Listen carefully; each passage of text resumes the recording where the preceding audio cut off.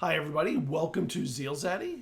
I am Scott, and this is Story Talk. And I'm not centered well. Now I'm centered. It was very annoying. Welcome to an amazing show tonight on world building. We have three amazingly talented world builders. But what is world building? Well, it's the broadest science in all of TTRPGs. Within world building, you can find, are you ready for the list? And it's probably not even complete.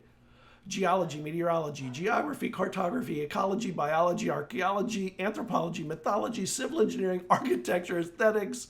Did I miss something? Oh, yeah. Psychology, fashion, economics, genetics, musicology, cultural studies, literature, art history, physics, chemistry, astronomy, mathematics, political science, law, sociology, oceanography, astrology, healing systems, magic systems, enchanting, and everything else that I didn't think of.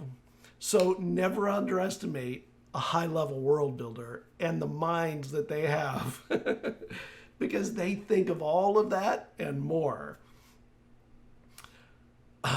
So please welcome the three world builders extraordinaire that we have tonight. We have Kim, Elise, Alphinius, not Kim, Alphinius, Elise, and John all here tonight. So why don't we go clockwise from the top, and Alphinius, you can lead us in and tell us who you are, where they can find you, and all of that stuff. Well, first of all, it's a pleasure to be in such esteemed company. I would say this: I appreciate very, very much being able to be here with you, Scott, on this ZealZaddy madness.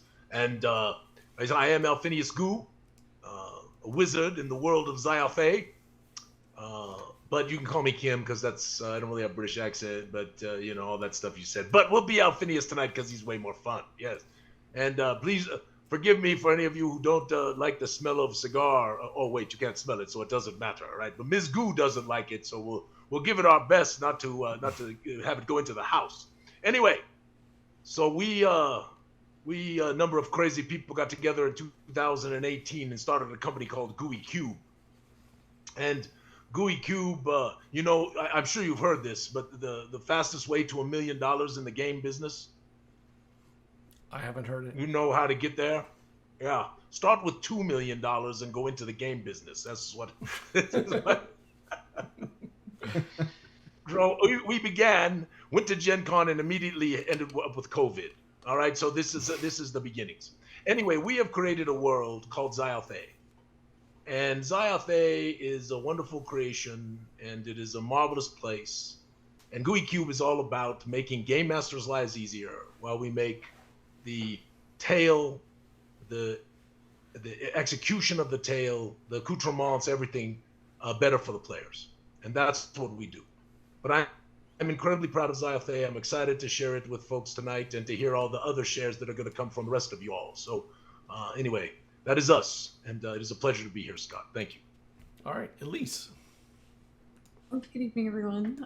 So my name's Elise. I am D&D Elise and RPG Elise on social media. I am a TTRPG game designer, project lead, and author. I've led projects such as the Through the Veil Feywild series on the DM's Guild, Sea Shanties of Arctic Guide, and others. I've been a part of Hit Record Productions, and they still did productions. I freelance for Wizards of the Coast, and I'm also a founding member of Chuck Palahniuk's Plot Spoiler. That's me. Awesome. And John. Hello, everyone. Super excited to be here. Thank you, Scott, for inviting me a second time to your story talk. I am from Greece. I am an indie game designer. I am a player of TTRPGs for the past 20 years or so. And the last 4 years, I'm creating my own game called Metanthropes. It's a game about ordinary people gifted with extraordinary gifts.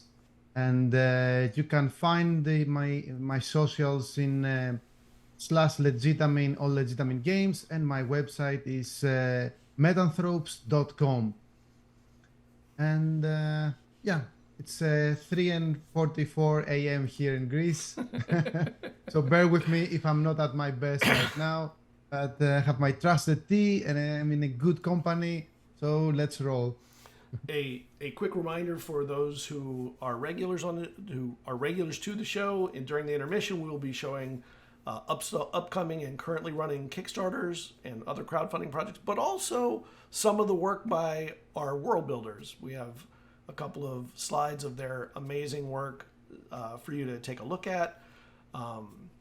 Additionally, if you have questions, drop in the word question in front in chat so it's easier for me to find. And for my YouTube people who will see this in about a week, don't forget to like, subscribe, and comment, and keep all that stuff going, because it makes it much more exciting when there's engagement like that. All right, so I'm going to get right to questions because I don't like to meander too much in the beginning. I think I'm the least interesting thing in this whole show, so let's go. I'm going to start with my list. You sell yourself short, sir. You sell yourself short. Thank you. So, did my world building science list miss anything important? I don't know if what I did covered the full gamut of what a world builder really does. Did you have linguistics in there? I did not have linguistics. Yeah, there, perfect. I knew it. It's an impossible list. Quite a lot of things. I guess theology was one of them, right? Politics was definitely one of them. I think political science theology? is what I called it. What? Geology? Yes. Theology. What about theology? Religion? No, I did have, I think, I don't even know if I had religion in there. I had mythology, but not religion or theology. No.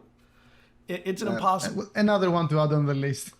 Right. So what that is my lead into the next question, which is, what is the oddest thing you've had to probably get on the FBI watch list for looking up in preparation for something you are creating? We've all looked up explosives. We've all done that, and I'm sure that is I can monitored. think of some things. History of graveyards. Wait, go ahead. No, go ahead. Sure, I have. It's okay. Go on, John. You started it. All right. Well, for starters, if you play on modern campaigns and modern games, you can be added faster to that FBI watch list because, for example, I certainly Google how you create nuclear weapons and stuff like that. Yeah. And not just Molotov cocktails. That's easy. I'm talking about nuclear weapons and diseases and stuff like that. So yeah, definitely you look for a lot of weird stuff when you're a world builder. Yeah. What I about think you? mine's Elise? a lot of like graveyard stuff. We're doing a Far Realms project. It's been on hold since the OGL thing. But I've been kind of looking into like history of graveyards and how they in the Victorian era would run out of room in graveyards and have to like exhume people and move more people in. And then they had a period of time where, sometimes they'd run into situations where, people weren't actually dead. So they would put corpses on display. And it was such a spectacle that people would be outside selling treats and have these various stands of things to do. So just kind of looking into that, and you have to, because while doing Plot Splitter ran by Chuck, he talks about, whether you're doing storytelling, or in our case, TTRPGs, you got to build that authority. And if you're going to build authority, you got to make sure everything you're writing about that body of knowledge is accurate. So yeah, I'm sure we're all going to get Warehouse 23'd at some point. So. Yeah. I imagine there's a button in the CIA or FBI that is terrorist as one button, TTRPG world builder on the other button. They're always sweating which one to press. Well, the thing about fantasy, right, is it's a little there's a little less of that you have to really go digging into and trying to deal with all of that. And so for me, I don't know that I'm on any FBI watch list for that, and hopefully not for anything else. So we shall keep our fingers crossed that is the case. But I do think it is quite interesting when you ponder all the things that you just said, because it really does come down. Elise said authority, and to me, the important thing in any type of world building, the absolute cornerstone foundation, is that it must be fantastically plausible. And because the most critical thing that you have, as Elise said, whether you are reading a story or watching a movie or watching a stream that is fiction or playing in a TTRPG, you are asking people around that table, sitting in that theater, wherever they happen to be, in their bedroom at night reading their book, you're asking them to suspend disbelief. And if you want people to suspend disbelief, it must be fantastically plausible, because we've all been in that place where we're watching a movie or reading a book and all of a sudden we go, that doesn't make sense. That doesn't make sense at all. And suddenly everything that you were reading and enjoying and all that stuff is disrupted and everything's messed up. And if it happens enough times in a movie, it gets bad reviews, right? This is the kind of thing. So anyway, I really agree with you, Elise. I think it's very, very important. I think there's a fine line too. Like, you use that authority, there are ways that you can build toward the absurd, especially when writing in like horror or sci-fi. You have all that authority and those facts there, and you just slowly dish out something that's a little crazy, a little wild, a little out there, and you just keep pushing that envelope further and further until you have your reader believing the most absurd thing ever. But there's a skill to kind of like stepping that up, in your storytelling, and I think good authority helps build toward that. Well, you ponder Stranger Things and the Upside Down, right? And all of that stuff. It's pretty absurd. But the way that they structure it and the way that they set it up, it becomes fantastically plausible, right? And all of a sudden you're sitting there and you're watching this and these kids are running around and you're kind of freaking out for them. You're like, oh my God, you poor kids, It's a wonderful thing when it is achieved. And I so agree. The more you can add to your cornerstone, this foundation is wonderful. So it makes it so much better for the person who's consuming the material. Yeah, I love that what you said, being fantastically plausible. That was it. Yeah, and as long as you, as a creator, remain consistent and true to the rules you've set on your own, everything actually becomes believable and plausible. And as long as it connects with everything that you present through world building, dialogue, through using spells or superpowers or whatnot, and it remains like true to the core. But if you're playing like fantastical element and then you present aliens, you're like, what's going on now? Yeah, it's true. Now it ruins the fantasy. Yeah, world building is a delicate art. I mean, you have to be knowledgeable about a lot of things, but most importantly, you have to be good at crafting a narrative that makes all of it feel consistent. When that alien arrives, you need something to make it be understandable. Why are the aliens there? The story has to be built into that. So from that, one of the things that I think becomes an important question when you're creating is, how do you maintain consistency across products and lines, and especially if you're incorporating other writers and artists? That's an interesting You question. must be a tyrant. Yeah. You must be a tyrant. It is the only way. I don't know. I think it's important to be consistent when it comes to like style guides and what your product looks like. Because say you're playing Pathfinder 2e, people buying your products expect like an alchemical bomb or an oil or a potion to be aligned with what Pathfinder has in their own books. Because if they get frustrated and they can't find something, that's a dud, But I don't know. Like, my products are not consistent. Like, when it comes to what they are, like, I've done Sea Shanties, a Bardic Guide, then I did an Tartarus Journey, the Underworld, which is very, like, historically oriented, and then I did the Feywild series, which is, like, plainer, whimsy, colors, spooky stuff. So I'm kind of all over the place. I just create stuff because I want to make it. I don't exactly follow the trends of what's popular or what WotC or Paizo's releasing. I just make stuff because I like it. But I think when it comes to consistency with people you're working with, that's where you kind of have your project guidelines. And ever since doing an industry gig with Wizards of the Coast, I'm a stickler for sticking to their style guide. How do they present a monster? What do the stat blocks look like? How do they indicate a monster in a D&D module versus a Paizo module, and just making sure that stuff's consistent, because I think that's going to help our writers once they get an industry gig, if that's in their future. And it helps people buying your products find what they need, so they're not frustrated. I would challenge you a little bit though. Through the Feywild, there's a lot of consistency in voice and in what you're doing with that. You know, it's a multi-part series. Yeah, I mean, we stick to theme of the Feywild, but I kind of, I didn't put bumpers up for my creators to be like, you have to sound like Elementor in this, like I pretty much was just like, hey, we're doing Feywild content. This is what's in the Feywild. As long as it's Feywild, it's good. So I think maybe they just kind of all naturally went for that vibe. And we're looking at each other's work too. So I think we all kind of like influence one another, but I don't have time to have a third editorial phase for someone to be like, hey, I need to make sure y'all sound the same. So because I already have really long production times for quality reasons and for scheduling reasons, because everyone's juggling a lot of projects and they got life stuff, and we all have full-time day jobs that usually aren't related to TTRPGs. And yeah. So yes, indeed, my day job is marketing. Yes.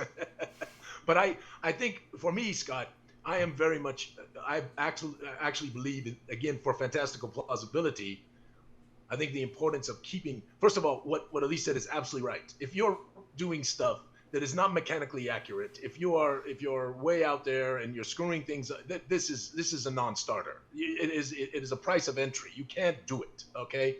But beyond that, even for me in the world, right? So we started with magic because magic is the power of the world. It's called the Zionthus, okay? And we tried to actually create fantastically plausible physics.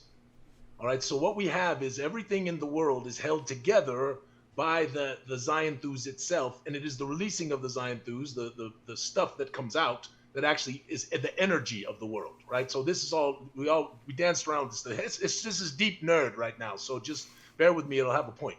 All right, so we literally said, okay, well, what is the building blocks of matter in the world of Xyothe? And so we came up with this thing called an alembic fractal. And an alembic fractal is basically shaped almost like a little pyramid, right? It's a little pyramid. And it comes together, and it's made of each alembic fractal is either earth, fire, wind, or water. And it comes together, and they form alems, which are 20 of those little pyramids that come together. And then those little pyramids, depending on those little 20 alems that are put together, attached with other alems using the Zionthus as the glue, and that is how matter is formed in the world of Xyothe, which is exciting because the entire world is made of 20-sided dice. So we're kind of excited about that, actually. But the point is that we really went to that kind of a degree at the beginning to begin to say, okay, now how does magic work? And magic needs to work with some relative consistency, unless, of course, you have things where they're aberrational, right? And how do monsters work and all of this kind of stuff? Because if you're all over the board, you really will lose people in their suspension of disbelief. I truly believe it. I've seen it too many times, and that is not to say what Elise said, because Elise says you don't want to be stifling the creativity and the interestingness that comes from collaboration of ideas and new things that come, right? It's right. More of it's like the pirate code, right, Elise? It's more like guidelines, right? It's not. You can rob a ship, but don't rob my ship.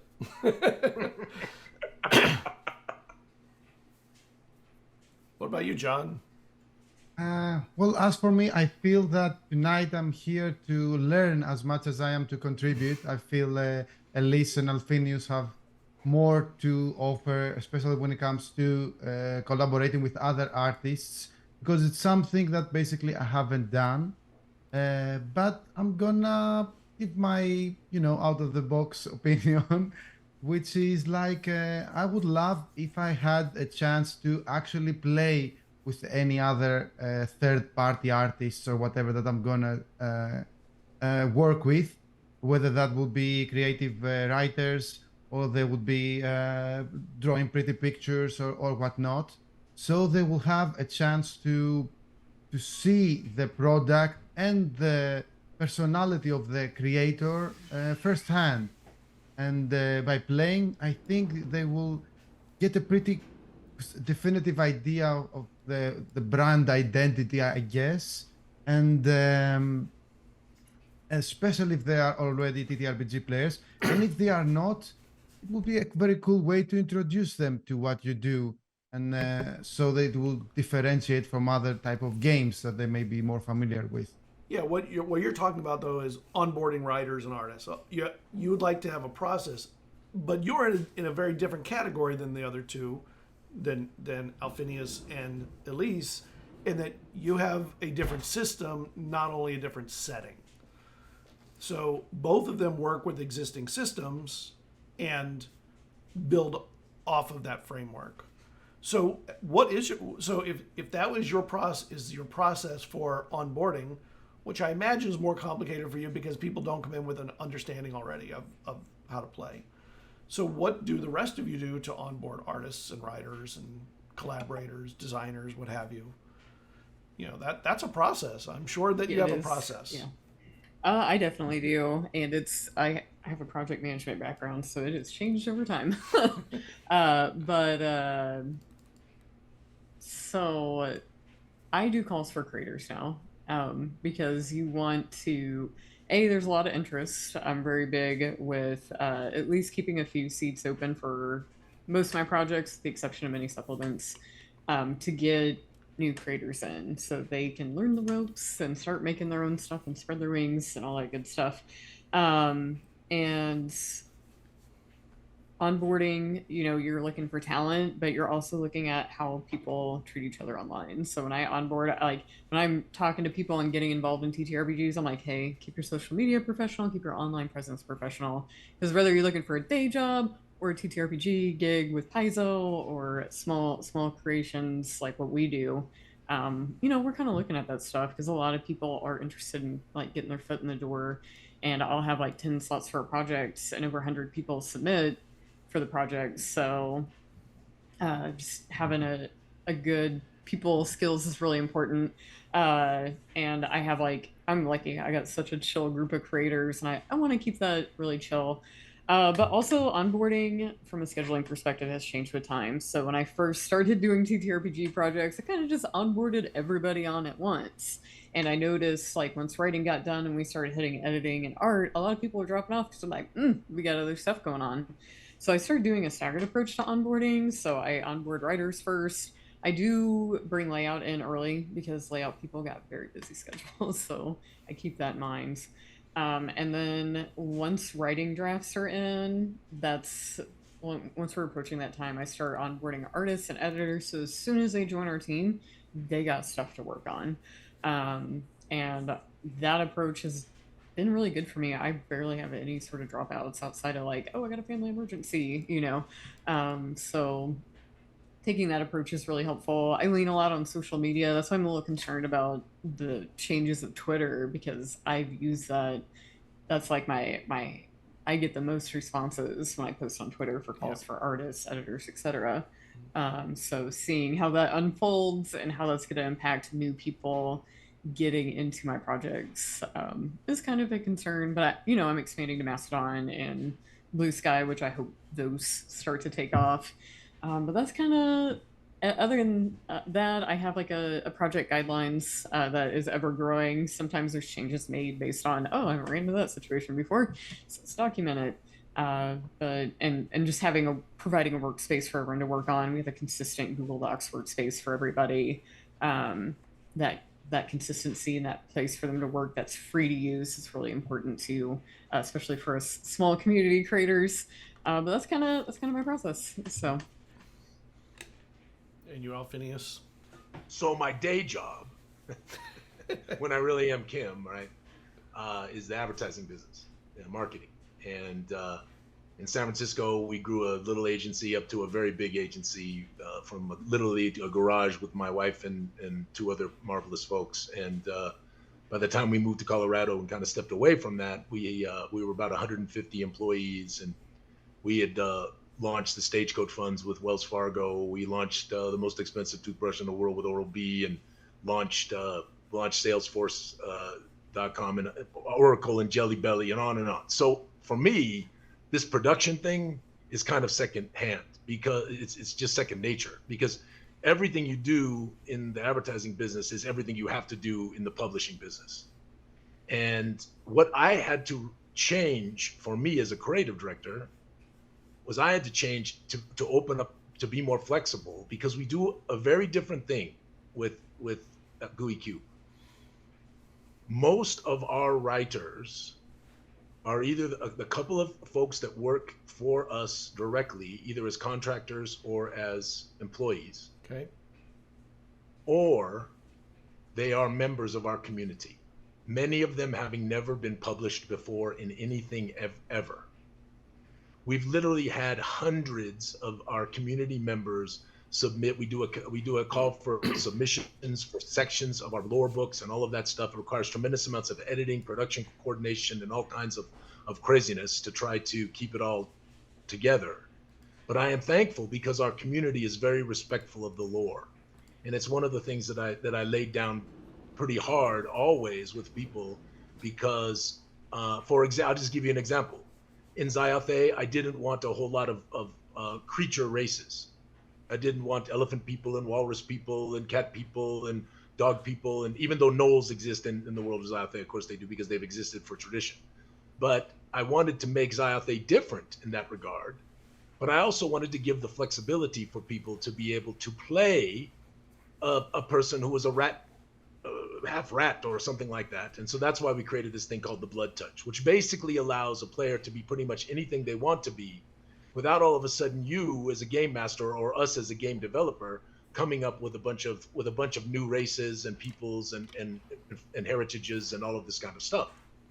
And so for me, what Elise was talking about with the production coordination, it's still it's a bear. It's always a bear. You're putting out a 150, 200, 250 page lore book, and you've got 100 different people contributing, 20% of it or 25% of it, and the rest of it you have to write. You have to make sure it's all consistent. It all has to work together, right?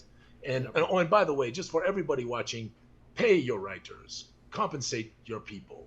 All right, there's a lot of this out there that, hey, listen, we're going to get you exposure, we'll get your name in the book and all of that kind of stuff. I just want to encourage us as much as possible, even for our contributors, which is typically just a 2 paragraphs or 3 paragraphs of work. We give them an item of value of $15 to $20 of value, sometimes more.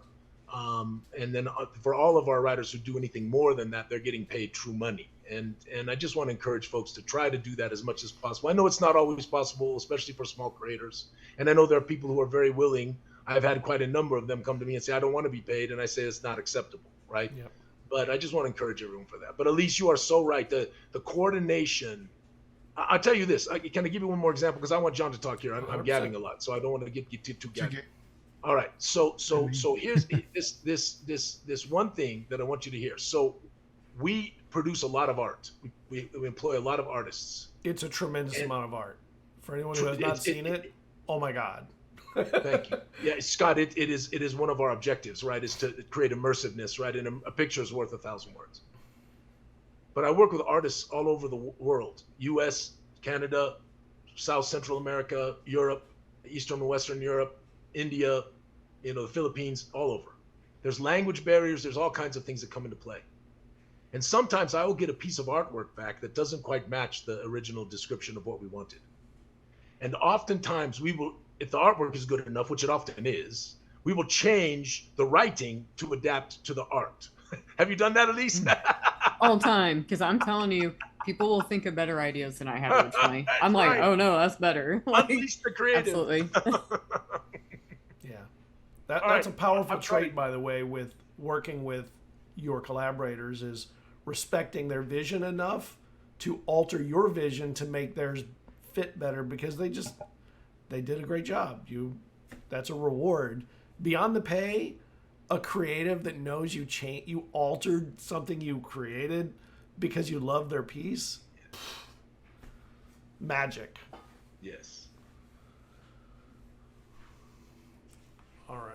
So we did get a question in from chat that I want to bring in, because I think it's an interesting question, and So, do you draw from historic or literary context in what you create?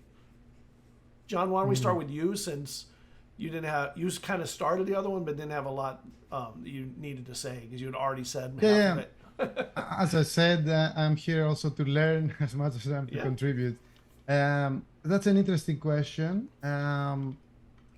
I like to imagine that each creative personality, really, whether that would be a writer or a TTRPG creator or a film writer or whatever, they have something called like an idea bank.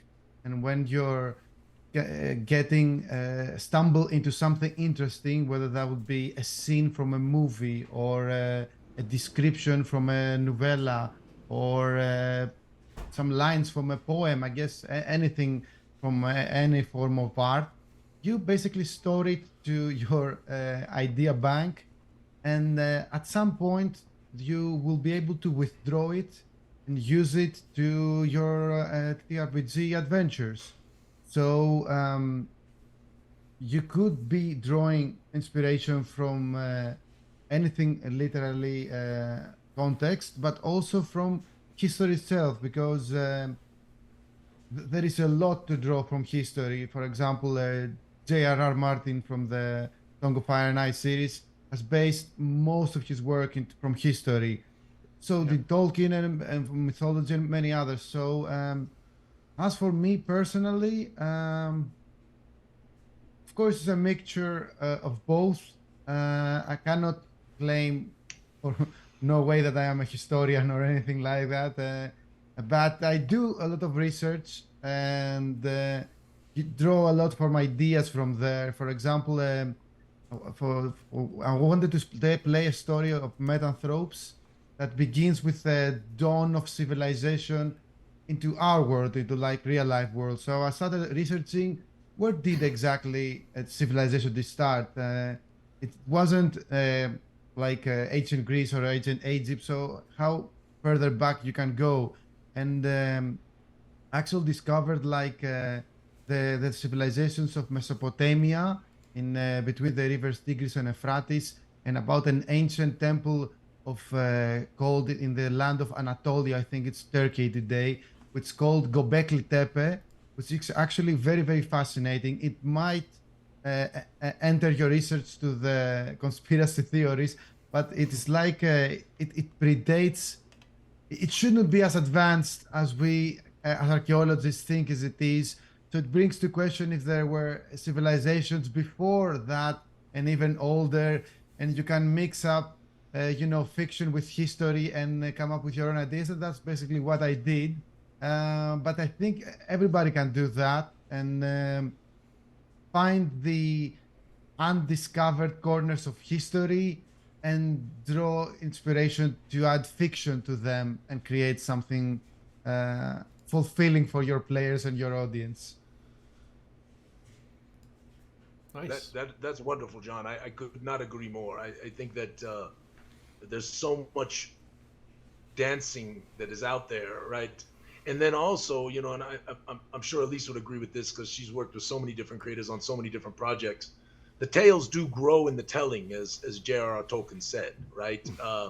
And so you begin, and suddenly someone does come up, as you said, Scott, with an interesting idea or an interesting concept, and you like it. And then, of course, the tyrant in me says, "Okay, how does it fit in the world of Zialthe? How do we make sure it works so it's not going, astray and causing again?" My test is always the suspension of disbelief.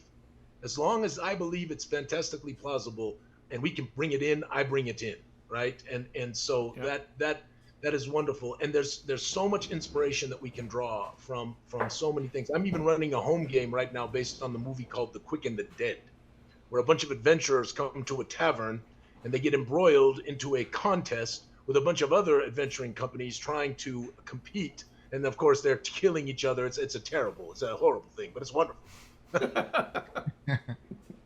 So for me, I really enjoy history. So I have bookshelves upon bookshelves of all kinds of history from all different parts of the world, different eras.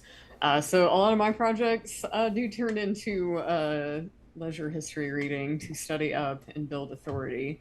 So Sea Shanties, a Bardic Guide was a big one. I started looking into like ship lore and like the difference between a sea shanty and a sea folk song, and certain songs could only be sung at port, certain songs could be sung on the way home and the way back, and some of them, you know, just serve the purpose of like being able to hear each other across a vast ship, especially during a storm, so that people are doing the right things to get the mast up and down depending on weather, so you didn't break something you needed to get the rest of the way to where you're going. And I like classical history a lot, so I did a adventure called Heart of the Goddess, which was Duat, the ancient Egyptian underworld. The 12 Gates of Hell is just super cool. They got fire-breathing snakes and Anubises that will eat your soul if you weren't good during life. And I did Tartarus Journey into the Underworld.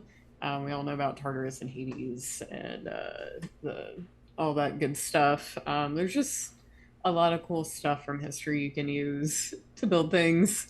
And any excuse that I have to do some history research, I'm going to jump on. So, yeah, I just really enjoy history. So nice.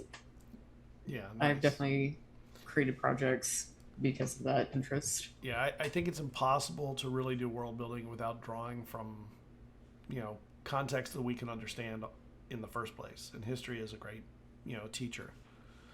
I'm going to do the first of the 3 questions for a specific person. So this was for John. So your setting incorporates everything and every win, right? All of it. Tying it all together, all to specific, incredibly powerful individuals. That's the metanthropes. So how did you overcome the challenge of scope in your world building? Because that is a massive scope. Yeah, well, I'm still struggling with it, especially explaining it to other people that I want to collaborate with, like from marketing departments or artists or whatnot. But I think I want to make that specific thing that you said, that element of the game, part of the identity, the product's identity. I delved deep into the concept of the multiverse, which basically many different realities can coexist in the same overarching grand tapestry. So basically, in my game, you can play those meta-powered extraordinary individuals gifted with extraordinary gifts, the metanthropes, in the ancient Mesopotamia. You can play them in modern eras and modern days. You can play them in a not so distant cyberpunkish future where the meta powers manifest as augmentations, and you can also play them in the far reaches of outer space, in super science fiction realms, and have each and every one of humans have been turned into something more, into a metanthrope. So basically, I like the fluidity and the opportunities that arise with it, and also in a game that you have abilities such as time travel, you can mix them up. So you can play in the modern days and modern era, and then a portal opens that takes you back to ancient Egypt, and include that fire-breathing ghosts and Anubises would want to take your soul as spirits into my game. So why not, or discover an ancient relic of future civilization, alien civilization, and mix it up.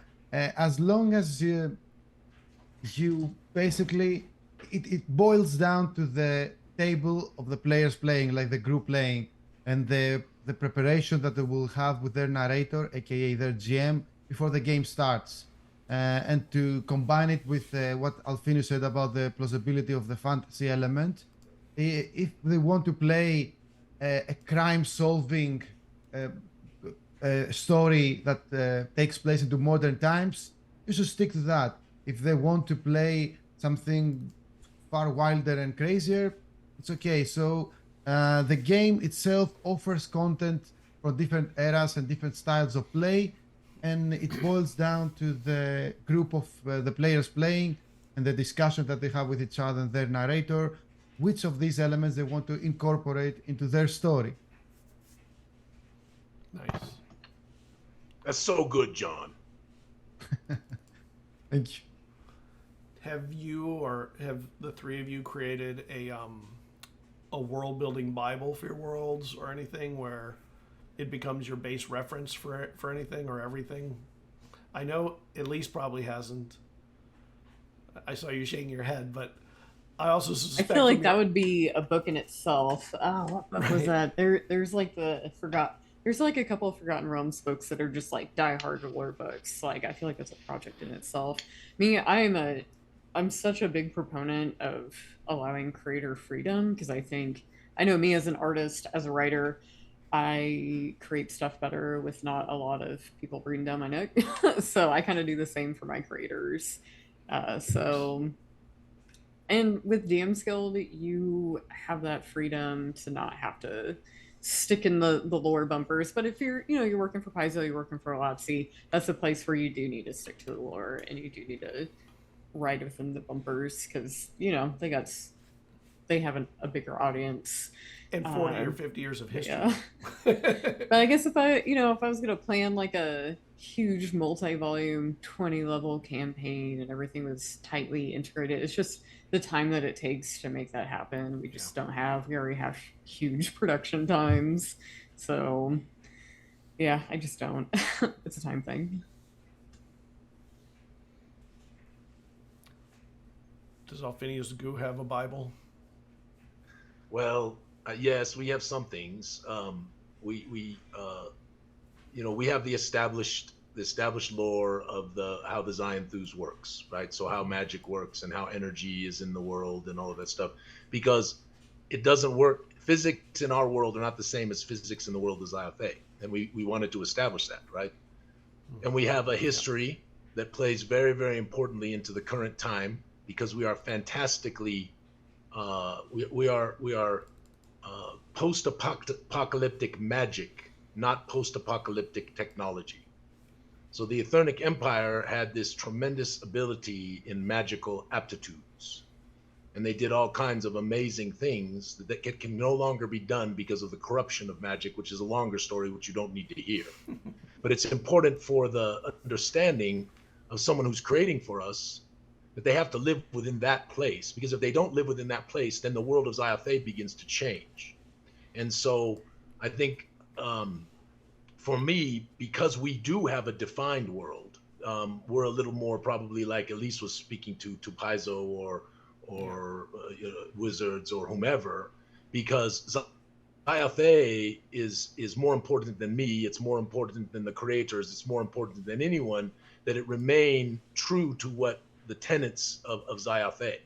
And so we still really try to accommodate creators because I'm a creative person myself. I'm right there with Elise. I'm right there with John. I don't like too much restraint. It can stifle people's joy. It can stifle their creative spirit. But by the same token, I do ask all of our contributors to please understand the lore of Xayathe and write within that scope. And really, I got to tell you the truth. We've had virtually no issues. The only story I'll tell you this. At the beginning of the whole thing, when we first started the collaboration and the idea of we were going to collaborate with our community, not just with a few writers. We were going to literally have all of our community writing stuff if they wanted to. I said, y'all have to remember, Xayathe is post-apocalyptic magic. Magic doesn't work as well as it used to, so it's not crazy magic all over the place, right? It's not like some worlds you might have played it. And so I want to keep that restraint because I think it makes Xayathe more interesting. That's the only reason. And so the first submission round, I was asking for a location in Darkenhaven. That was what I was asking for. And we got 48 initial submissions and another 50 or so came in later. But of the first 48 that we got, 12 of them were teleporting shops that teleported all over the place. And what I tell everyone all the time is when everything is so fantastical, nothing is. And so there's that sort of a principle that I apply. And again, this is taste. in a lot of ways, right? I mean, this is what John said is absolutely right. For the table and the play that they're playing, you want to give enough flexibility in your lore and your materials for people to do what they want to do and enjoy that, right? But for me, Zioth A is a post-apocalyptic magic world. It is lower magic. People are scared of magic because of the terrible calamity that happened 1,200 years previous, and all of that prejudice and fear and feeds into the wonderment of it's kind of hard to be a magic user in the world of Zioth A. It's got a little little tenuousness that goes along with it. So. And again, you know, without some boundary, I do think that you can get out of control and lose the fantastical plausibility. And I think that is important to me. Yeah. I know I keep harping on it. John, what about you? Do you have some kind of a Bible of your line, of your product, I don't like to call it product. It's a terrible word. Of your setting. Well, being so open-ended and fluid, it's kind of hard to have I'm guessing you use the word Bible to express a dogmatic, narrowed view of. Well, I think the simple answer is no, and everyone should be free to do whatever they want. But I think the thing I would like. Preferably is to find the niche that Metanthropes has and how it differentiates with other similar projects of the same genre. For example, last time we discussed when we had the talk about science fiction, how it's not exactly a superhero setting. It's super powered, yes, but their Metanthropes are not really super, neither necessarily heroes. So I wouldn't like going towards the classical superhero stereotypes of that genre, although anyone can play however they want. But I think it has been covered into other games and other mediums very well and multiple times and in different aspects, and you know. So what I would urge both creators and actual players playing is to find something that's not super, but it's beyond, but also less meta, but also it like challenge them to have its own identity and take it to different locations that has been gone before, into the classic friendly neighborhood Spider-Man or whatever, you know. So yeah, it would be like no, it wouldn't be a babble of what to do, not 10 commandments of what to do, but what not to do or something. Right. All right. Well, we're about midway through, so why don't we take a few minute bio break? Let everybody take a look at some of your work during the intermission, and if there's any Kickstarters you all want to follow or back, you know, have at it. I'll drop links in. It'll take me a few minutes to get them all in there. We'll see you in a few minutes, everybody. See. All right, and we're back. Thank you, everybody, for giving us a few moments. I do know that two of the people here have either a new product or an upcoming crowdfund. I would love for them to be able to talk to you about it, and I can drop links to whatever they need. I don't think there's a link for the Kickstarter yet. Alphinius, you want to talk first about what's coming up? Yes, so we because we're small, right, and not a huge retail presence. You know, we have some retailers, but we fund a lot through Kickstarter. That's how we do our business, right? And then of course our fans and friends who buy things on the side when they're doing stuff. So we're pretty excited because sometime in the early part of November, we are going to do a wonderful campaign area in an adventure called the Tomb of Gyzengax. And we're doing it with Luke Gygax, and we are going to make it an homage to Gary. And Wow. We are really, really excited to put that forth. So if folks are interested in that, you can actually go to the website, and there's there's a little place where you can sign up to get information about it in the future, or you can just send an email to adventures@GooeyCube. We're not quite ready to put it out there. We're just beginning the promotion of it and the discussions of it. So, but I think it's, I started playing in the 70s, and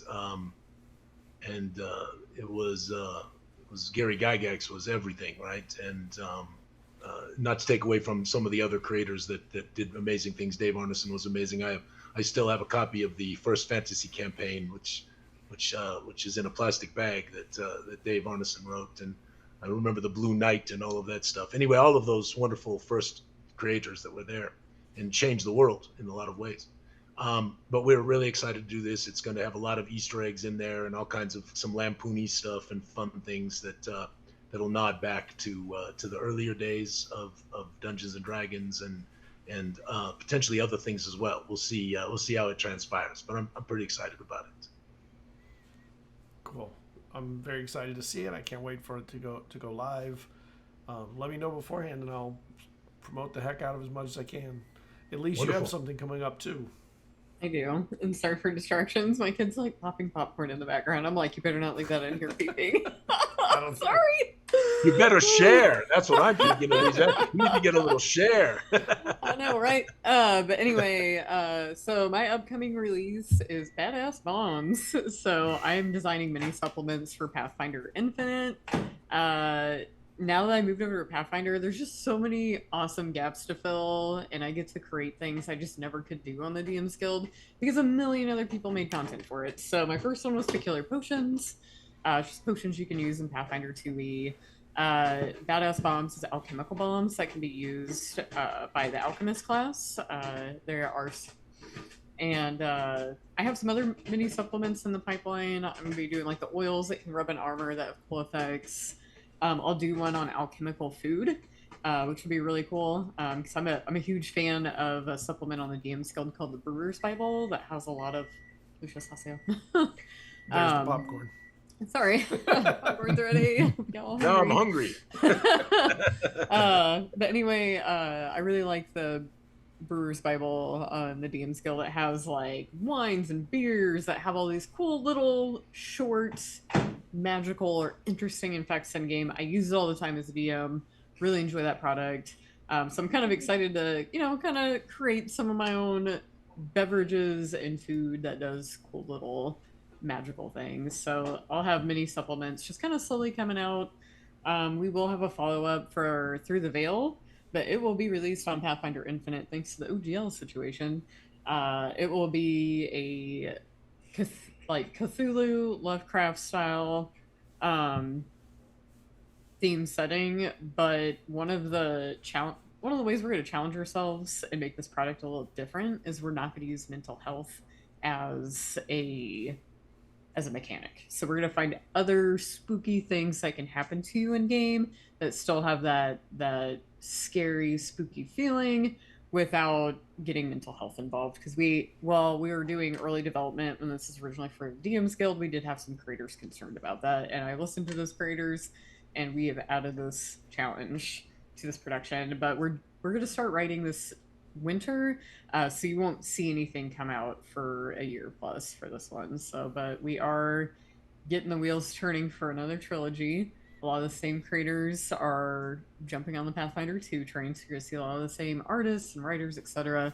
on this book series. Yeah, so stay tuned. Tremendous. All right, let's get it. John, do you have anything that you have coming up, or? Yeah, I would like to share some stuff.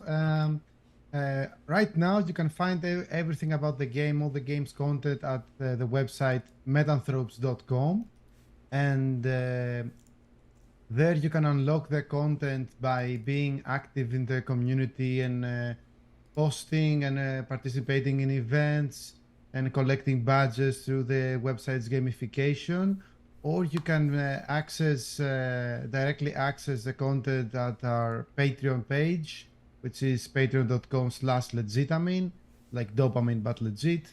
And right now,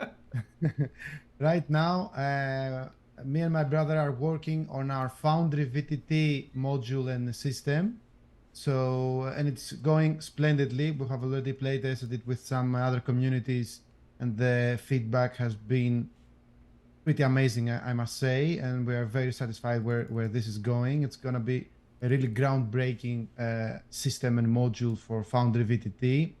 And as soon as that it is ready, we are going to follow that Kickstarter route ourselves.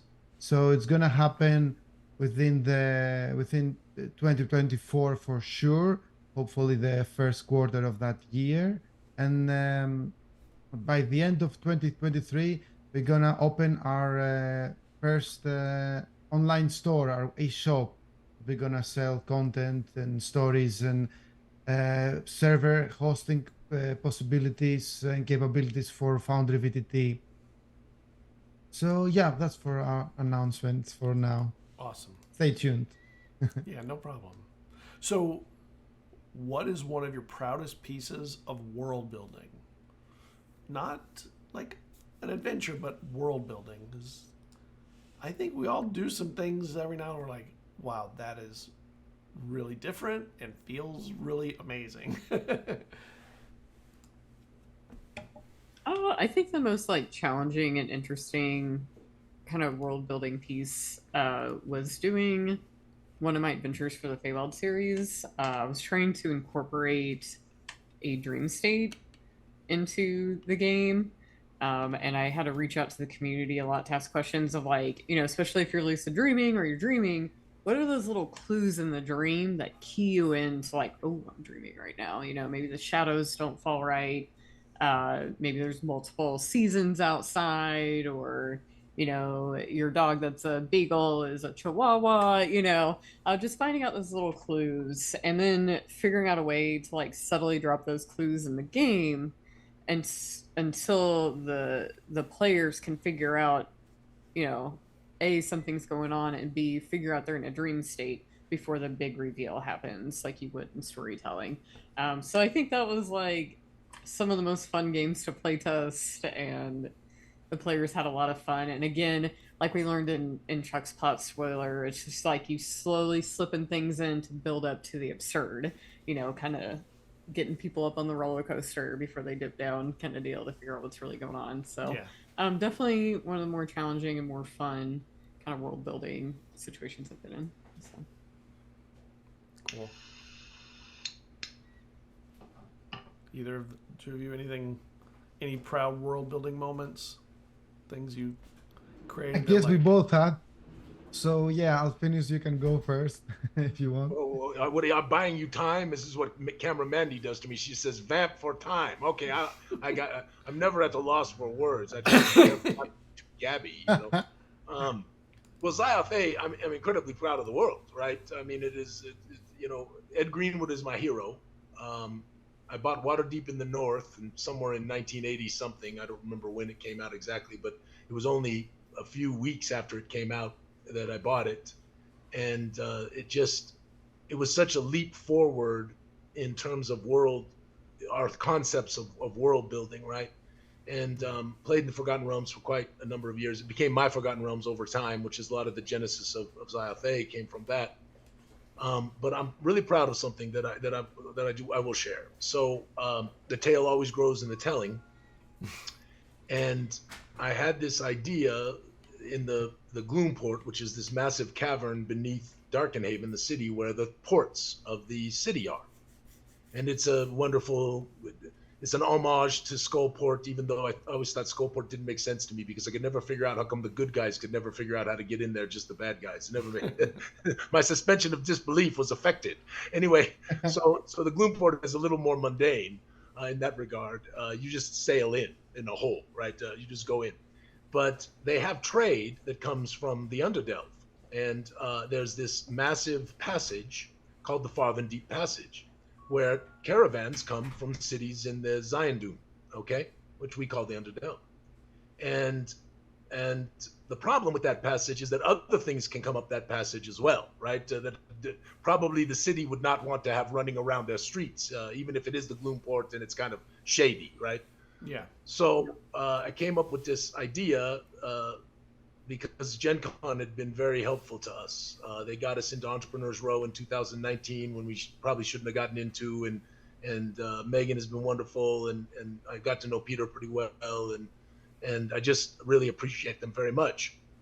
So I wanted to name this castle, this keep that protects the rest of the city from the Farther Deep Passage, Genzicon Citadel, and I wanted to pay homage to Gen Con. And lo and behold, I reached out to Megan. She got excited about it. I said, Megan, would Peter like to be in there? Anyway, so we ended up creating Genzicon Citadel, and Lord Peter Haas Wezakost is the Lord of the Citadel, which is Peter Wizards of the Coast, Wezakost, right? And quite a number of Gen Con people are now characters, and we did it last year again for the second time. And it's a great mystery, and it's hard to write a mystery module. It's very, very hard. I spent a lot of time on it, and to appease other people around the table who want to play combat and all of that stuff, and you're trying to do a mystery is hard. And I'm very proud of Genzicon, but I'm very proud of the lore of Genzicon as well. And it fit so well with Darkenhaven and the Gloomports and all the stuff that was going on. I'm very proud of that. I think it's a wonderful, wonderful tale and a wonderful piece of lore in the world. Yeah. Awesome. All right, John. How'd I do, John? I give you enough time? Because I can go. I can go longer. Yeah, thank you for the time. My story and my proudest world building moment initially originates from a Dungeons and Dragons 3.5 campaign that was over 100 sessions long, and we really delved deep into the epic part of leveling up your characters, like way beyond 20. That group that we were playing and I was DMing, we promised never to share the actual numbers of the levels and the attack bonuses and stuff like that they had, because people will say, yeah, you're not playing Dungeons and Dragons. And indeed, we didn't play from a point and so on Dungeons and Dragons, and that is one of the main inspirations that I created Metanthropes from, to be like beings of limitless possibilities.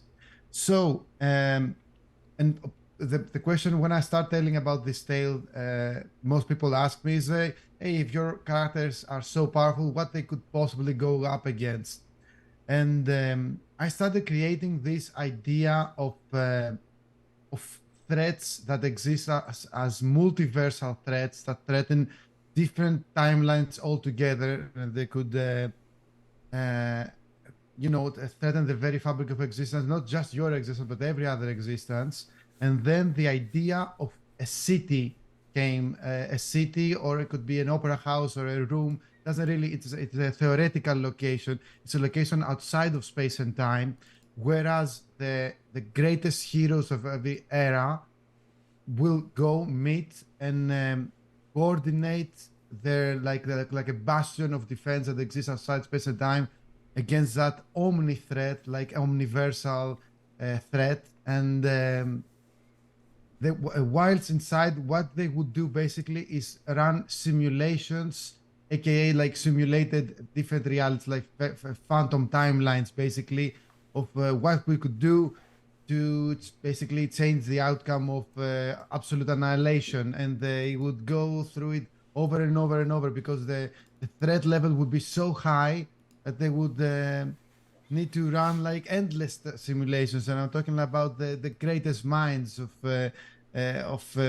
human or metanthrope or whatever intellect reside there, and they keep running these simulations. So yeah, basically that idea that takes it to the next level of danger, but also the next level of ingenuity and collaboration between the heroes of any setting, really, and threats that threaten the entire multiverse, and how we could possibly solve this kind of opposition is a thing that I think I'm the most proud of. That's really cool. Yeah. That's awesome.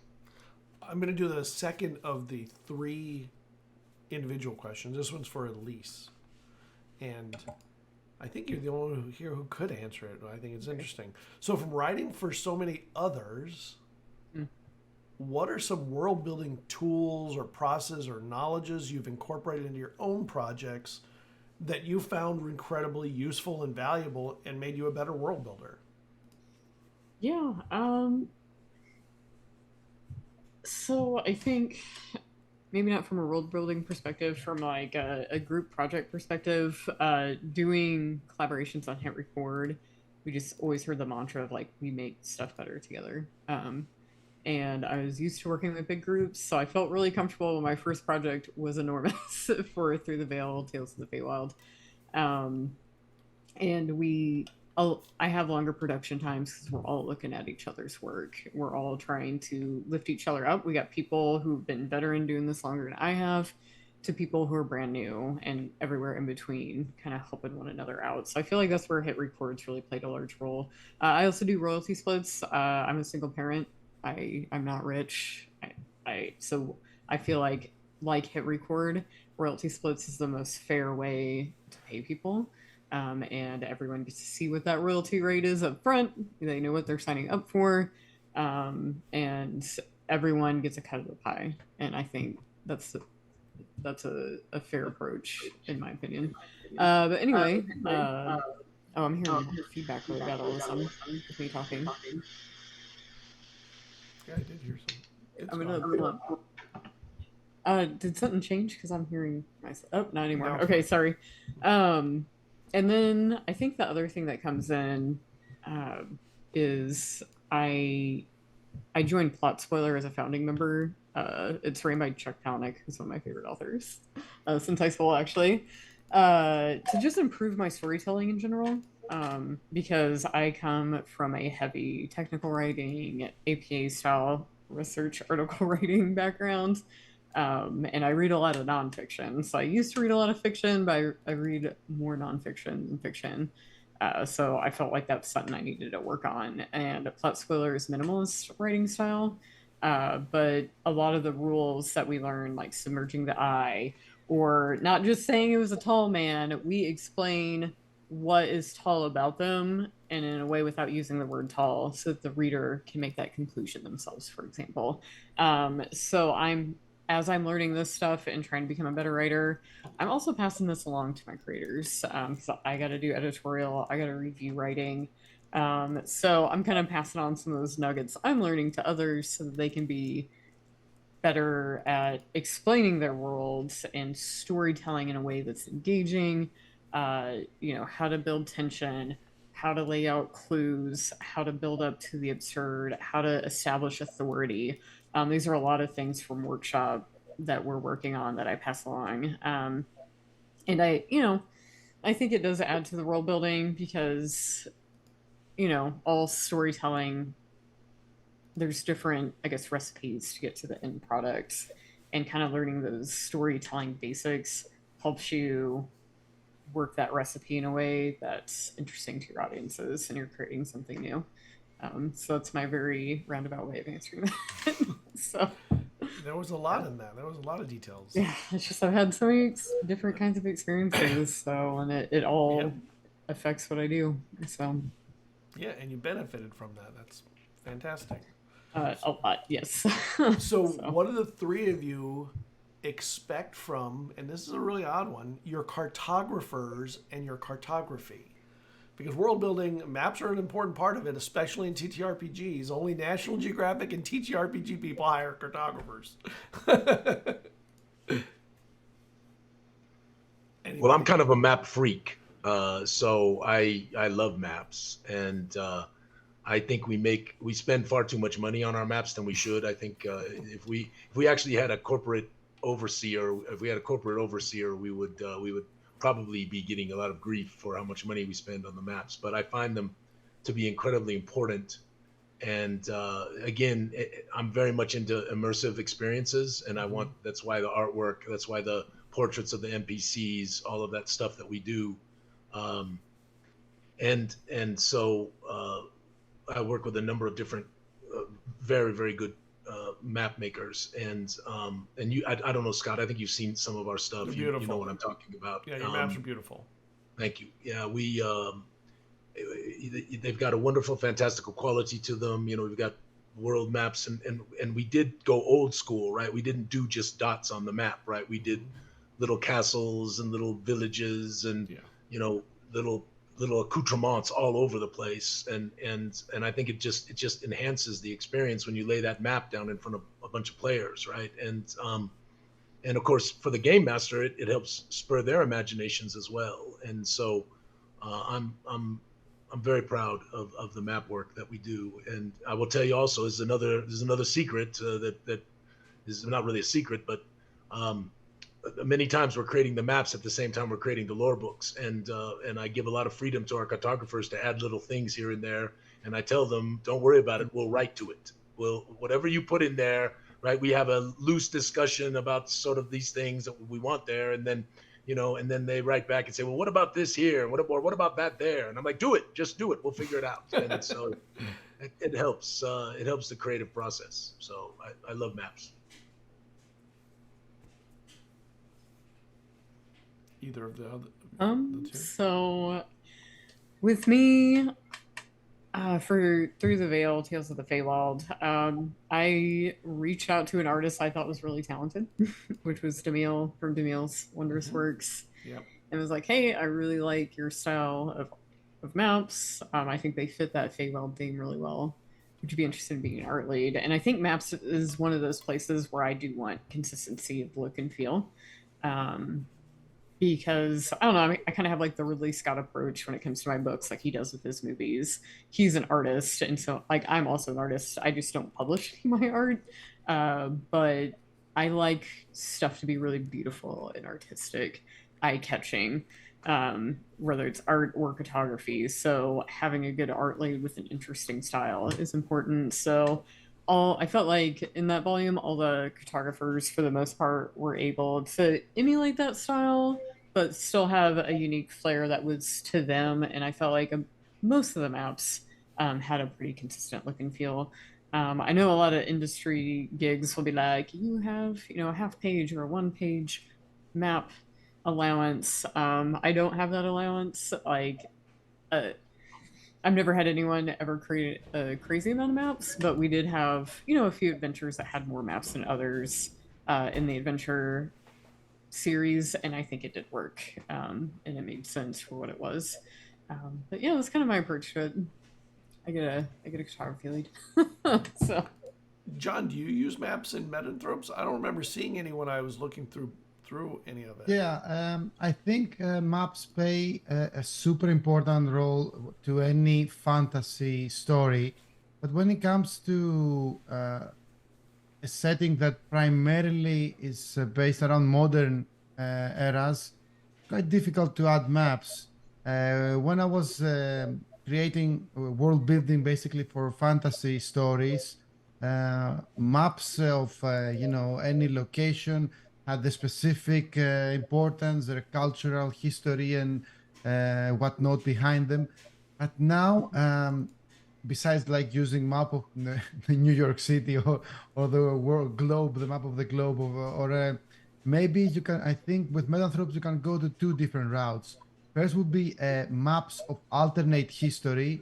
Let's say that during an alternate timeline, they're like World War II has gone a different way, or whatever natural disasters caused a different rift in some continent or whatever. This could be an alternate history, could be of borders or of natural terraforming of the earth.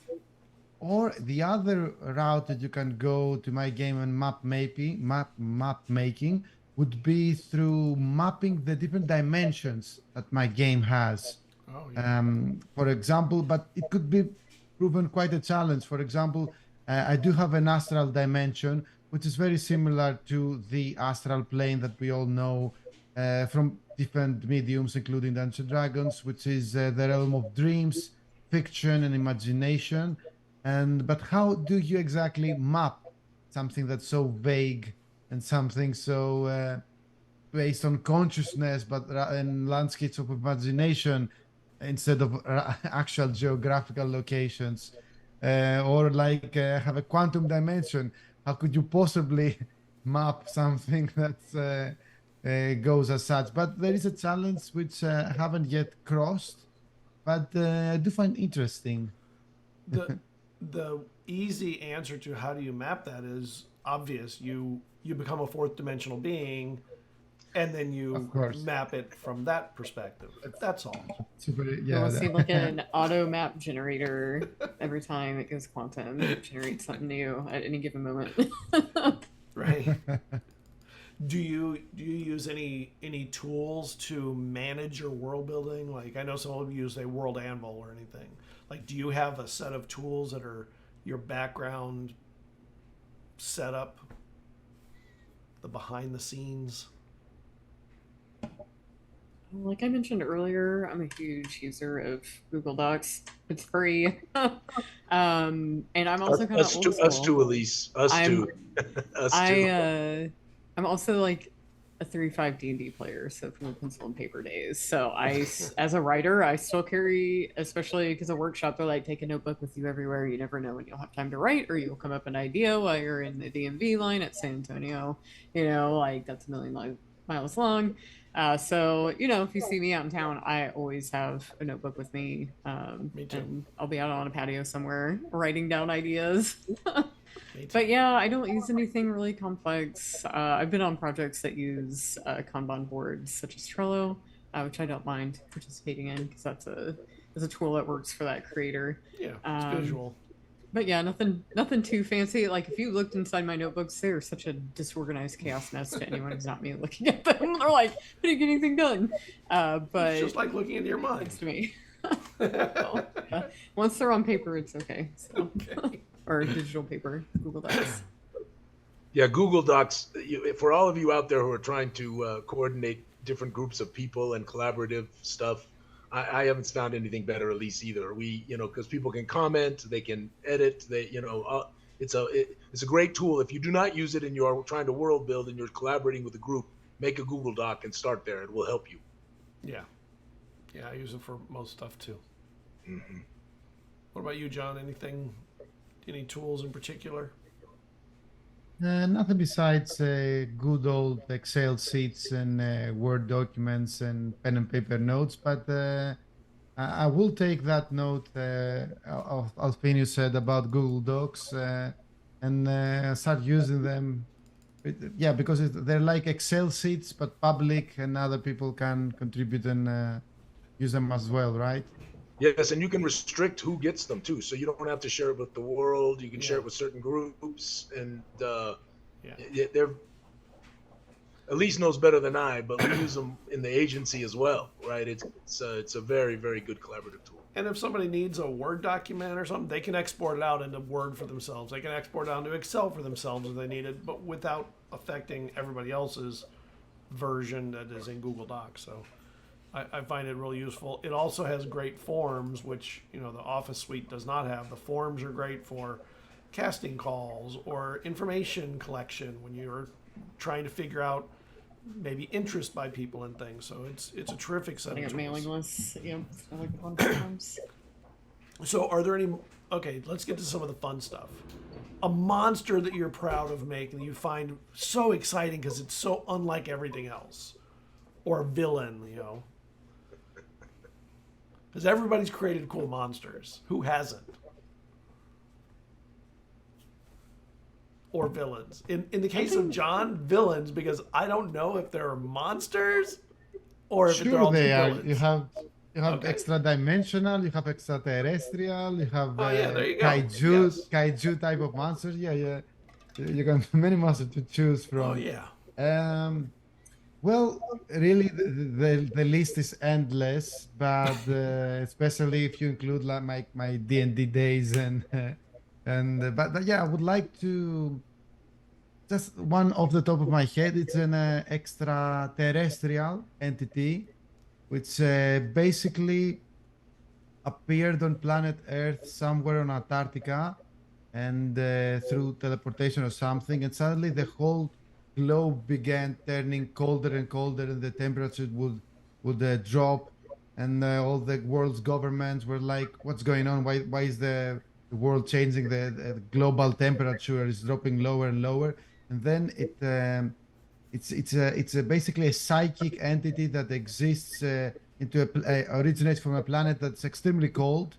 Though naturally, when it visited Earth, it went straight to Antarctica, but that's the habitat that it finds most comfortable. And it started communicating with all the metanthropes that possesses psychic abilities, whether that would be reading minds or entering the astral dimension or whatnot. And it took quite a long for people to, and the player characters also, to realize that something has actually visited planet Earth, and it's not from planet Earth.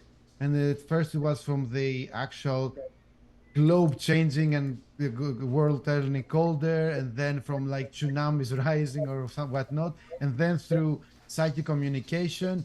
And basically they thought they were being attacked by something very powerful, but instead it was just a visitor who its mere presence almost destroyed an entire planet, but they were just there to say hello, basically. And they were just super powerful psychic entities that basically they create cold wherever they go. They actually discovered it was part of a greater collective of beings of an entire frozen planet. And yeah, I can geek out more and more about monsters, but yeah, let's hear it from someone else. Yeah, you don't want 5 of them coming over for dinner. That's for sure. That's great, John. What about you two? Alphinius, Elise. Go ahead, Elise. Go ahead. I'll talk about, so my most recent release was Through the Veil Monsters of the Feywild. It's pretty much a monster manual, Feywild stuff. I had the most fun creating the Mies and the Mantis Queen. So pretty much the Mies are gnomes who failed to fulfill their Fey contract. So they were turned into bumblebees with gnome faces and dropped off into the Feywild. They got into trouble with the Mantis Queen, who is this ferocious tier 4 half woman, half mantis, who has her own little castle in the Feywild. Well, anyway, the Mies decided to buzz in and steal some honey from her honeybee hives that she keeps. And she found out about it, so she's pretty much like imprisoned them, and they're supposed to do her bidding, but they're constantly like making trouble. They're super mischievous. And I had fun doing the Mantis Queen. Like, she has a bunch of layer actions, such as like swarms of cockroaches coming out, or Venus flytraps snapping up. She's just got this really like insect themed, thorny vine type layer that she lives in and has full control of. And she's so powerful that some of her effects can affect like a 1 mile radius around, so when you're getting closer to where she is, based on like maybe there's more like Venus flytraps and pitcher plants starting to pop up, you're getting close to her layer, for example. Yeah, that's just one of the many things. Time to turn around. Yeah, that's all. Especially because they're making all the trouble. Yeah, thank you. I love mischief. I'm a goblin player in Pathfinder 2e. I got an inner goblin in there. So. Magnificent. Well, goodness gracious, there's been so many, but I think that what lives with the creation lore of Xayathay, in the beginning there was only Avova. Avova had always been and always would be. This was his lot. And Avova spoke the way of all things, which is the spell that makes all things possible. And he infused into the void the earth and the wind and the fire and the water. And thus began the great making. But in that making, something happened that Avova did not intend. At the very edge of the void space, 4 tiny sparks of corruption appeared. Not of Avova's intent. And they snuck off into the depths of the void. And there they began to grow and expand. And they would eventually become the 4 lords of corruption that would change all things in the way that they wished it would be. And the creation of those were critical to the entire lore of everything that happened in the Eterniverse in the world of Zyothe, and I love the four lords of corruption. There is Nu'ul, the Nothing Lord. There is Anakria, the Lady of Chaos. There is Foendeuz, the Lord of Ruin, and the fourth one, I can't remember his name right now. This is what's called a brain fart, you know, because like I know them like the back of my hand. Awesome. It is the one that shall not be named. Yeah, That's the why one you that can't just, there's remember. one that shall not be named. Yes, I will not name it. Right. Well done, John. Way to come to my rescue after I vamped for time for you earlier. Are there any good references or people that helped you become a better world builder as you were, you know, reaching your where you are now? There's always people behind us that have helped us along the way, I think. So You mean people that we know from real life, or like inspirations from? it's your question. It's out there now for you to answer how you think it should be answered.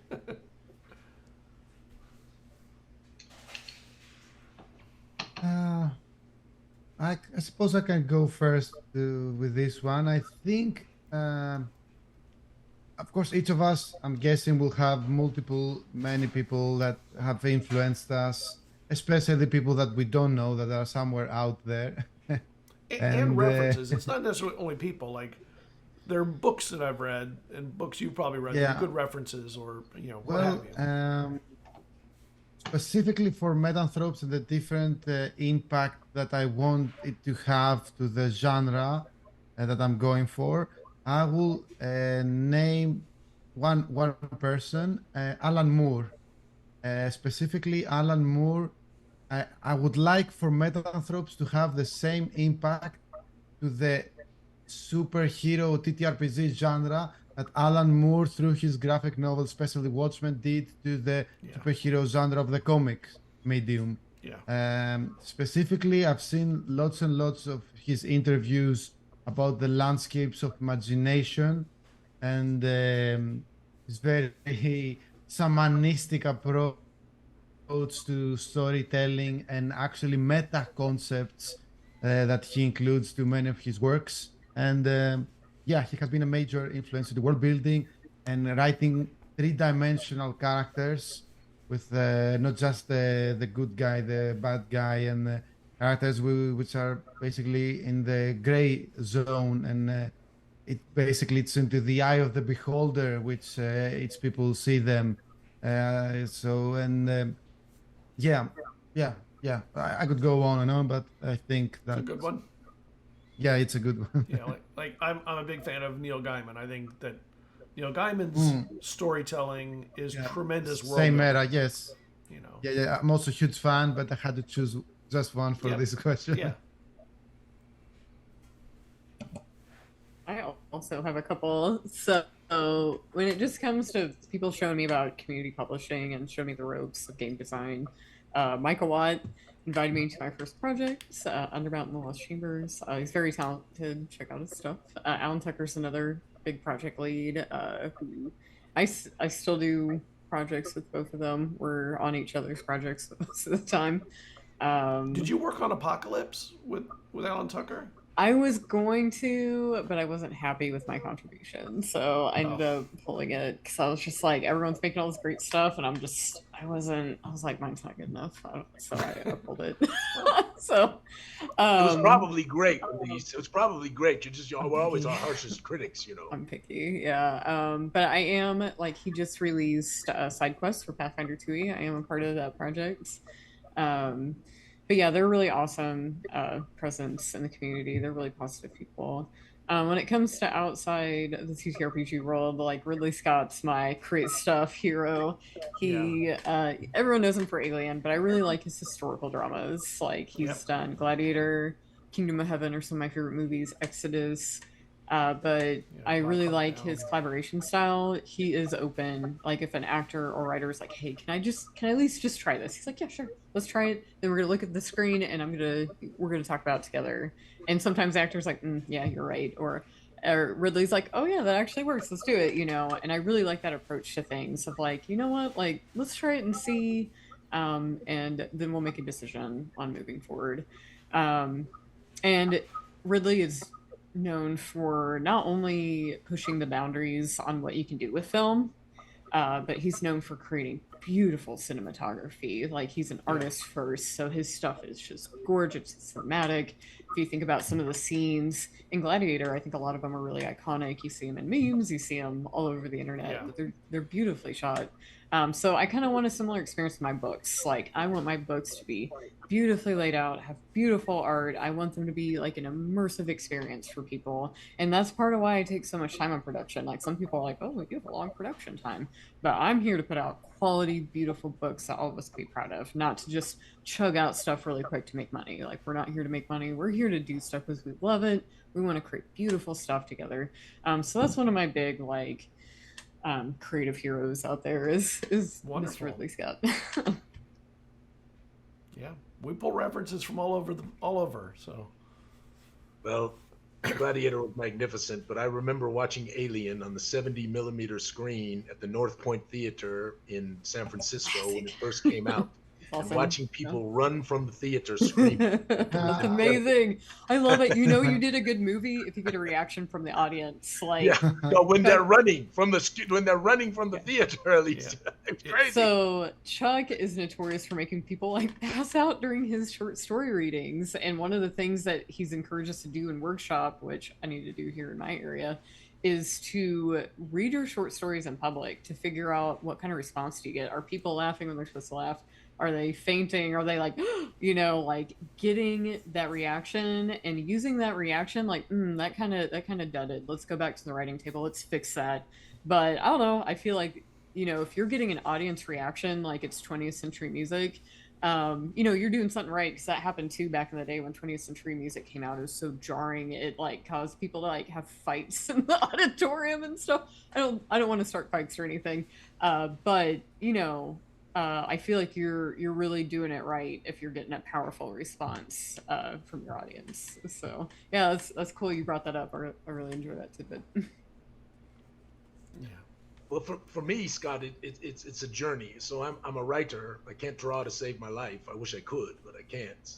And I'm a creative director, right? So I've art directed at tremendous levels, but you know, I'm in awe of people who can do what artists do on paper. But I'm a reader, a voracious reader, especially in my youth. I read less now because I spend so much damn time writing, right? So I got a day job, and then I got this Gooey Cube thing, right? And like literally when we get done tonight, I'm going to sit here for at least 3 more hours and work on the Mornwood, maybe 4 or 5 hours if I get rolling, right? But it's a journey, right? So I began when I was a child, right? A young person, right? I read a lot of science fiction before I ever got into playing Dungeons and Dragons, right? So Heinlein, right? And Asimov and on, right? And just, you know, Jack Vance was one of my dear friends in high school was John Vance. It was his son, and I didn't even know it was Jack. I didn't even know it was Jack until like later, you know. I didn't know it was really Jack Vance was the Jack Vance, right? And so you read and you read and you read and all of this comes and it builds within you, right? This thing, right? And I do think I'm a pretty good writer. I can't say I'm at the level of certainly of many writers, but I think I'm a pretty good writer, and I believe that is due to my willingness to read many different things, right? A transition from science fiction to fantasy. Somewhere in the middle there, I got all into mysteries, right? And I read a ton of Agatha Christie stuff. You know, I loved Hercule Poirot, right? And then, of course, there's so many wonderful, you know, the explosion of fantasy in the 80s and the 90s, where you literally walk into a bookstore and where you used to find half a shelf of fantasy books, now there's, you know, 6 shelves, 6 units, right? You're just walking down, there's just so much. And so much to choose from. And so, you know, I mean, there's so many heroes. You know, Margaret Weiss is one of my heroes. Ed Greenwood for sure. Ed Greenwood showed the world what a world could be, right? And of course, Ed was building on the stuff that Gary and Dave and others had done, you know, in the creation of the Forgotten Realms. And it's just for me, I can't say there's like one, because there's hundreds, and it it builds within you as you consume these wonderful works that these wonderful people make. And so to point to one is very, very difficult. But if, I guess I would have to say Ed. Ed was so breakthrough with what happened with the Forgotten Realms, and being published in the Dragon magazine for so long, and then finally somebody said, Right. "Is this guy got a real world?" And they go and find 20 binders full of all this handwritten stuff, right? It's just amazing. It's just incredible. So yeah, that's probably for me. Let's get to your question. And this is about your Contributors Guild. So did you develop any tools or processes to manage Contributors Guild members to ensure their creations fit well in the Weirded world? So what we do is we have a submission form, and and it's limited on how many words they can put. And the reason for the limitation is just because, first of all, I want to compensate people for their work. And secondly, we can't have someone writing a novel about one area of the world. So typically we ask for a page of content or less, 500 words or less. And it could be a monster, it could be a location, it could be a strange event, occurrence, an encounter, all these kinds of things. And it is amazing how wonderful it happens when you let someone who's never had a chance ever, right? And never had a hope, right? I think about Rob Gustafson. So Rob is a dear friend, and he told me when I was talking to him one time, he says, I've sent in all of these materials to all these different companies, and most of the time I don't even hear back. Sometimes I get a rejection, Mm-hmm. and he sent me some stuff, and I'm like, damn, Rob, you can write. And I think I'm a pretty good judge. I think it is very fair for me to say I'm a good judge. I think it's fair for me to say that. And lo and behold, I asked Rob, would he like to take the lead on writing A Strangely Gooey Holiday? And A Strangely Gooey Holiday takes place in the depths of Goo Tower, in the basement, where the Winter's Dance decorations, because of a Feyari curse, come to life every Winter's Dance. And the only way to get them back to their original condition, which Ms. Goo wants, because she wants to deck the halls, right? You have to beat them into submission. And he took the artwork and he took the concept, and with a little bit of help from yours truly, Strangely Gooey Holiday is magnificent. And there is a person that would have maybe never had a chance without Gooey Cube. And of anything that I am proud of with Gooey Cube, it is that. It is the fact that we have literally hundreds of people who have submitted things that are in our works right now, that I am incredibly proud of, to be able to have given them those opportunities. Yeah. Is it easy process? It's hell. It's hell. Because it might be a great idea, but it's not well written, right? It might be well written, but it's not quite right. And you have to, but the contributors are fantastic. They're just wonderful folks, and I'm so proud of the community. All right, let's do the last question. It's what advice would you give someone just starting out in world building to get them, get their legs under them, to get them started?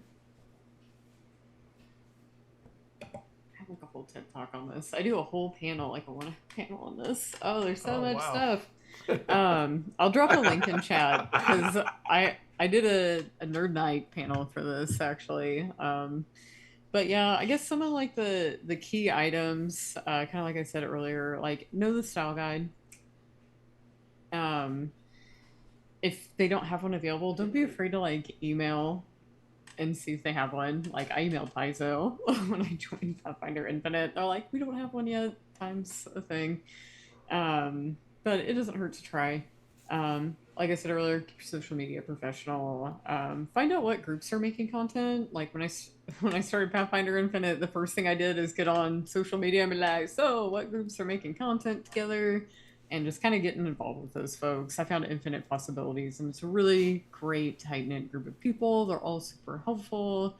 I couldn't thank all of them more for helping me kind of like get adjusted to Pathfinder Infinite and Pathfinder players after coming from doing 4.5 years of DM's Guild content for D&D. Yeah, there's a bunch. I'll just drop a link in chat. But yeah, there's just so much advice I have just because I've been helping new creators for a while. But yeah, I'll pass the mic. All right, John, what about you? I do have something. I think it's more applicable to a GM or a DM or a storyteller or a narrator around the table, sort of advice, rather than one that could be more to a business aspect of it. But I would say to new world builders that incorporate your the ideas your players have to your world building. So the process of world building starts before actual session zero, when you have the discussion with your players that what you want to have as part of your story. Use any ideas that they want as background for their player characters as part of your greater cosmos and cosmology. For example, if they want to introduce a faction that abducts people with supernatural gifts, now that faction is part of your world building. So they can just give you the spark, the idea, and you can ignite the flame on your own. So you can take that faction and say and choose which locations around the globe they are located. How exactly do they abduct them? Why do they abduct them? Do they only have, what the goals and agendas do they have? Do they introduce NPCs? Do they introduce items, an ancient artifact that gives powers? That artifact is now part of your world building, and maybe it's a series of artifacts, not just one. Or maybe they introduce it in a way, and then you take it and you have it stolen the very next second after they Right. introduce it to the story and given to someone else, and now they influence something else with it. And so yeah, locations, NPCs, characters, factions, anything that they want to include as part of their backstory. Even they just say one sentence. You can take the sentence, write paragraphs, write whole books if you want to, and also you gain the bonus. This is like the main. I already described the main thing. The bonus is that they will enjoy it more because it's actually their idea that you have evolved. So yeah, it's one way. It's easy to draw inspiration from them, and also you will keep them happy because you incorporate the idea. So it's a win-win, no matter what type of game you play. Nice. What about you, Elise? Oh, you already same did it. I'm question. sorry. How to get I'm started? sorry. So I'm sorry. You I already checked that answered. box. Alphinius, I mean.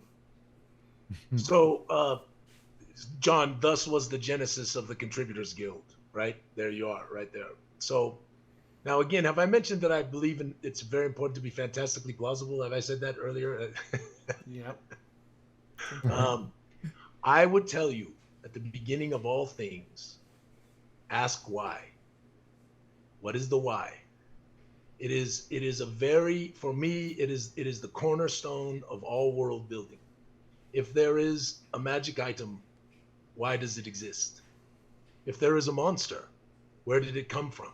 I remember in the past, I don't know if you all remember this, but there was actually in the Wizard's lore a long time ago, how they explained how all these different monsters were appearing. There was actually a monster in the depths of the world that was burping out monsters, which to me was not fantastically plausible. It didn't feel right to me. In all respect to whomever came up with that idea, it just didn't feel right to me. I mean, in a So way. Oh, sorry. Go on. So I always ask, why? Why, if there's a teleporting shop, why is there a teleporting shop? What happened? How did it become? And if you live in the why, you craft material that is believable. And if you're going to have immersion, the most important thing is that it be believable. Even if you carry it all the way to where Elise is saying, all the way to the absurd, it has to build to believability. If it doesn't build to believability, you destroy immersion because you destroy the suspension of disbelief. Yep. And so if you begin with why on all of the things, you will have a world that makes some semblance of sense that doesn't tear people out of their disbelief. And I think that for me is the cornerstone of world building for me, for my philosophy. And I encourage everyone to consider the why as they go forward with their creations. Nice. Yeah, I love it. There's, I ask that question quite a bit on the end of the show because I think it's so important for people that are just starting to kind of pick up on the little tidbits of real information outside of, I mean, this has been a deep dive into a lot of things already, but then a lot of people are afraid to get started and they really just need to know, like, what's the step and, get Dive in. Things. Yep. Dive Go. in. Do it. You got to do it. If you don't do it, you will not be a creator. It's just that simple. Yeah, jump on those creator submissions. Yeah. Don't be afraid to, apply for Paizo, 'cause even if you don't get the job, maybe you'll get picked up as a freelancer. I also think you need to be pleasant to work with because yes, in this whole industry, it may seem like it's this big giant thing. It is very small, and everybody knows or is one step away from knowing everybody else. Yes. So everyone knows everybody. The same with the convention scene. Everyone knows everybody. All right, let's go around again. We'll go backwards this time. We'll start with John and work our way around counterclockwise to let them know where you are, who you are, where they can find your stuff or you, and we'll go from there. Yeah, hi, I'm John from Legitamine Games. Again, that's like dopamine but legit. We are a game design team that's gonna evolve into a game design company within the next couple of months. Our flagship is Metanthropes. You can find it at metanthropes.com. And yeah, thank you for posting my links. And you can support us right now at patreon.com/Legitamine. We are at the open beta phase of development. We have created a magnificent, groundbreaking demo at Foundry VTT, where you can play our game. And it has all the automations and hundreds of cool modules, and it takes really the VTT aspect to the next level, as it should, a game with the name Meta within it.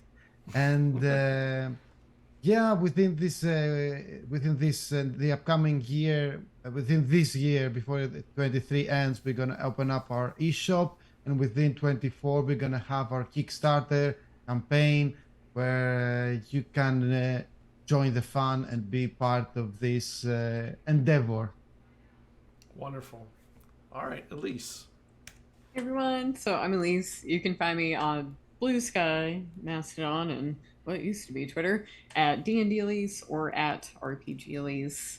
Handles may vary. Again, I'm the project lead of Through the Veil series for D&D 5e. Sea Shanty's the Bardic Guide. I have switched gears to Pathfinder Infinite from Pathfinder 2 players out there. Peculiar Potions and mini supplements out, and have badass bombs coming soon. When it comes to in-person ways to see me, I will be a special guest for Midwest Game Fest. I guess that one's online, but you can see me online. I will also be at Meepleathon. I just submitted my events, so I'll be running Wizard Noobs and Rock Goddess Quest, which are an out-of-control, laughing good time of a game. Like, we are the loudest, rowdiest table, and I give out prizes. I got dice goodie bags to give out to people at panels and games. So check out Meepleathon this November. And a little plug for Chuck. So Chuck Palahniuk just released his new book, and he's going on book tour, and some of us students, including myself, will be helping at various stops of his book tour. So I will be helping at one stop of the book tour, which includes me wearing a kangaroo onesie. So be on the lookout for Chuck's tour. He said this may be one of the last ones. So, and they're a really wild, good time. So if you love horror fiction and stuff that'll scare the socks out of you, check out Chuck's work. But yeah, that's it. That's me. Awesome. Alphinius. Well, I'm Alphinius Goo from Gooey Cube.